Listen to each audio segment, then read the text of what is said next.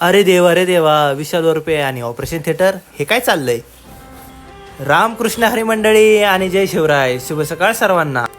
कोणतेही अपयशे अंतिम नाहीत, त्या फक्त यशाच्या प्रवासातील एक विरामचिन्ह आहेत. आणि याच विचाराने आजच्या केली जिमच्या वर्कआउटची सुरुवात. चेस्ट वर्कआउटची सुरुवात आपण बारबेल बेंच प्रेसने केली.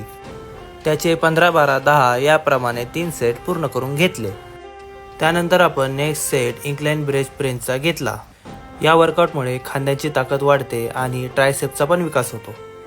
त्यानंतर आपण घेतला केबल फ्लाय. यामुळे छातीचे स्नायू टोन होतात. त्यानंतर आपण घेतला केबल क्रॉसओव्हरचा सेट. केबल क्रॉसओव्हर करताना खांद्यावर कमी ताण येतो आणि इजा होण्याची शक्यता पण कमी होते. त्यानंतर मी केली स्ट्रेचिंगला सुरुवात. स्ट्रेचिंग केल्यानंतर आज मला जरा बाहेर जायचं होतं, कारण की आज माझ्या होता बायकोच्या लेसिक सर्जरीचा दिवस. त्याच्यानंतर मी घरी उरकून गेलो आणि आम्ही निघालो लेसिक सर्जरी करण्यासाठी. ही आहे माझी बायको आणि तिला वाटत होती लेसिक सर्जरीची भीती. मी तिला हसवण्याचा करत होतो प्रयत्न. त्यातच माझी मम्मी तिथं आली समोर. मम्मीला म्हणलं व्हिडिओमध्ये बघ. ती म्हणली गप मूड द्या, कर व्हिडिओ बंद, काय पण दाखवतो मला तिथं.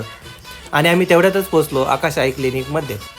बायको आणि मम्मी खूपच घाबरलेली होती, तरी मी त्याला आधार दिला आणि आम्ही पोचलो क्लिनिकमध्ये. आणि तिथे गेल्यानंतर माझी बायको गेली ऑपरेशन थिएटरमध्ये. ऑपरेशन थिएटरच्या बाहेर मी पाहत बसलो तिची वाट. त्याच्यानंतर ती आली माझी हिरोईन बनून.